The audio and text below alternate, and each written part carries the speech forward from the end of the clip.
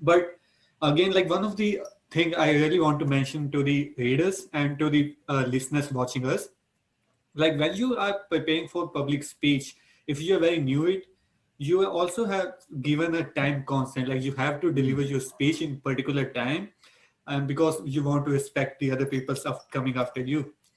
So in that way, let's say you have a time and you have too much information, and that thing, like you also mentioned in your book, man, Ivan, that if you're putting too much details, that's also not good. Details kills curiosity. Like, talk to me more about it, brother. You know, I always say this, Harpreet, listeners, do you think your attention span is getting longer or shorter? It's shorter, brother. Sure. Me too. Like, Yeah. that's why I say, I don't say people, I say us. Hmm. All of us, dude, TikTok, what is it? I can't even remember. Or How long is it? 50-second video, 15 that's all. seconds. After 15 seconds, I'm like, get to the point. Therefore, whether you're talking for an hour or for 5 minutes or for 2 minutes, the important thing to keep in mind is what is the core message that you can repeat over and over and over and over. Mhm. So first, in the book, I give a bunch of strategies to how to find a core message. But then how do you practice so that you have a time constraint? The first thing is, if you're going to do a 5-minute presentation, practice doing it without stopping for 5 minutes. Then practice it for 4 minutes. Then practice it for 3 minutes. Then practice it for 2 minutes. Then 1 minute. And you keep having until you basically got like one sentence. Because then what you've done is two things. One, you've gotten to the core of what you want to say. And two, you are prepared to do any time constraint. And also you're realizing as you have less and less time, you're realizing, oh my God, that's totally unrelated. I don't need this part. I don't need this part. I don't need this part. Yeah. And then before you know it, 5 minutes, instead of seeing like not enough time, will seem like too much time. So that's a way to practice so that you can always be ready for any time constraint. Again, like this is gonna be one of those skills, like you have to practice and practice. And because like if you can deliver the same message you're delivering in 5 minutes, and you can deliver same message in 2 minutes, man, like you really can take better care of those 3 minutes you have now Yeah. to repeat. Harpreet, I love salsa dancing. I'm a huge salsa dancer. It used to be my career. I used to be a dancer. And in 2010, I helped to organize the Vancouver International Salsa Festival. Wow. And my business partner, his name was Cheyenne. And we'd have people trying to sell us, vendors, sell us on ideas, ticket management, all this kind of stuff. And Cheyenne had the attention span of he's like, hey, Cheyenne, over here. What? Boom, boom, distracting. And after like a minute, if you were talking and talking, Cheyenne would be like, sorry, give it to me in a sentence.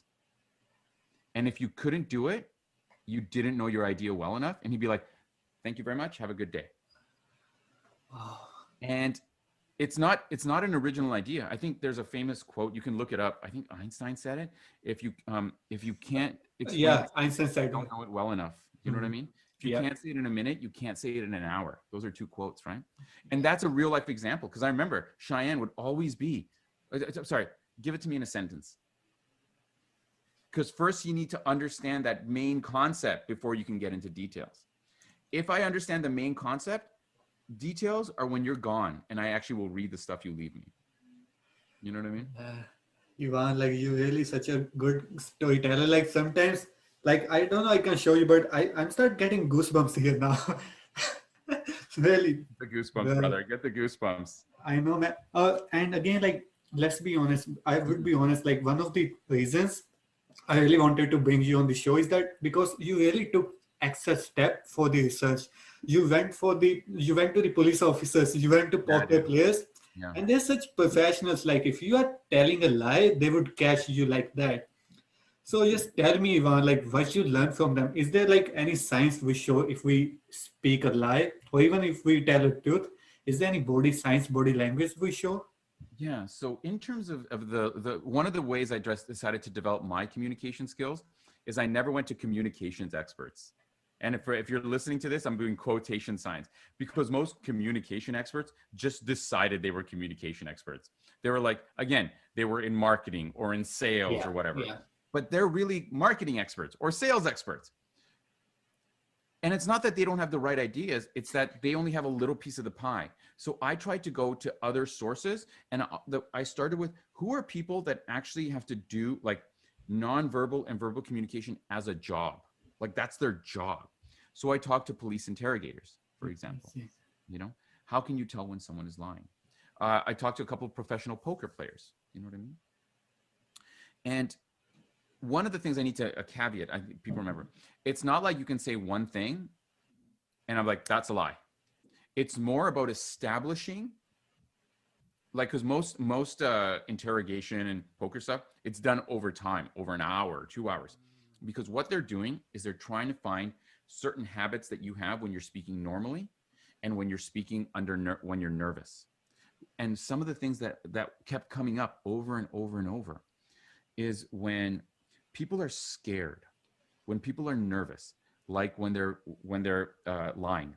Because when we're lying, we're always like, oh my God. There's a little part of you, you know, adrenaline kicks in.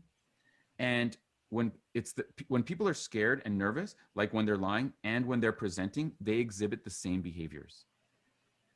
So for example, one of the traps is formality. The second you start using way too formal language is the second people stop listening to you, because it doesn't sound like a person talking. This usually happens if you write the way we write is not how we speak. So if you write your presentation out word for word, anyone listening knows this. You know this. You can always tell when someone's reading or when something's memorized, even if you're just listening to it, unless someone is a really good actor and they can, but because you're like, oh yeah, someone wrote that. Today, I would like to delve into some of the key factors that can help us better understand the virtues and the advantages to right away. You could see nobody talks like that. It's like a script. When you write it, it sounds great. Yeah. Let me give you another example before I talk about this. Text messages. It's barely language anymore, right? Like if we're talking in English, a text message is barely English. Yeah. It's just like random abbreviations, pictures, like it's barely innocent. But why is it that we can understand it? Because text messages are not written language. Mm-hmm. They're our attempt to make verbal language through words. It's totally different concept because the way we speak is not the way we write. So the first trap that people fall into is they do this formality in their speaking to try and be professional. And when everyone does that to you, you just tune it out until they stop it. Which is why when most people start presenting, you don't listen to the first 30 seconds to a minute of it. You're waiting for the real information to come through. I call it businessese. When you start talking businessese, nobody cares. Yeah, just take a step back. The second trap that people fall into is they speak in third person a lot. It's they speak in generalities versus in specifics. So when you start saying it's really important that people focus on really trying to find out what they really want to do so that they can better kind of like feel like fulfill the types of things that they want to do with their life and they can be more fulfilled, you stop listening. I can see it because if you're watching this, notice how Harpreet was like, yeah, that's you, like, because that doesn't mean anything to you. It doesn't, third person doesn't work. You need like I. It's got to be a specific example. And I say this, here's a very harsh truth, my friend. Here's a harsh truth. A story, an anecdote, an first person statement is not evidence. It is not evidence, but it is more convincing than evidence. Think about it. If evidence convinced people, no one would think the earth was flat. No one would think that we never went to the moon. No one would think that that Egypt was built by aliens. Because the evidence is not there. Listen, Harpreet, what's a healthy food? Let's say banana, man. Why? Because I just love the banana shake. People, you can say bananas are healthy. Most people will be like, sure, potassium. Why is potassium good for you? I don't know. Someone just told me it's good for me. Yeah, man. Kale. Why is kale good for you? I don't know, but it's like, that's what people say, it's healthy because it's green. Why? What is it? No one knows. All it took is this. One person who's like a fitness person saying, yeah, kale is amazing because it's really good for you. It's got antioxidants. Great. I'm in. What's the difference between a Vega bar and a chocolate bar? Everyone would say the Vega bar is healthier for you. And if you say why, they're like, well, I don't know. I just I don't assume know. it Yeah, has like more. I said, I don't know. Because one person said, oh, these are great. They're super healthy for you and they taste great. That's all it takes to convince people. All it takes is one of your friends to be like, if they lost weight, be like, what did you do? It's like, oh, nothing. You know, I just started doing this once. You're like, maybe I should do that. That's all it takes to convince you. Because a story, an I statement, a personal anecdote is not evidence, but it is more convincing than evidence. Yet liars, presenters will focus on evidence. They bring facts. Yeah. Man, scary, man. Like, Yo, have you ever heard of P90X? no, I don't. No, it's like a big workout thing. It's like transform your body in 90 days. No, I'm not aware of that. But you know those fitness videos, you know, like when you watch the Before commercial? and after? Yeah. It's always that, you know, it's not true. You know. I know, yeah. They say it. They say it in little writing. You don't even have to read the writing. Like, oh, that's the thing that says these are not typical results. Yet it still gets you. You're like, you know what? Maybe I should try this. Yeah. Because an anecdote is more, you know, it's not true, but the anecdote, the personal story, the I statement. Look at me. I used to be this big fat piece of shit. Now look at me. I wash shirts with my abs. Wow, yeah. And you're like, I want to wash shirts with my abs. I should do this. Even though, you know, chances are it's not going to do anything. Yeah. There you go. You know, same concept they use like in the commercials. Like you see, oh, this burger looks so good. I have to have it. And then you go there. And you see people like, oh my God, this is the best thing I've ever eaten. Is it the best thing you've ever eaten? I'm going to try it too. Oh my God, you got to try this. Why? It's so good. Okay, done. That's all it took to convince you. Yeah.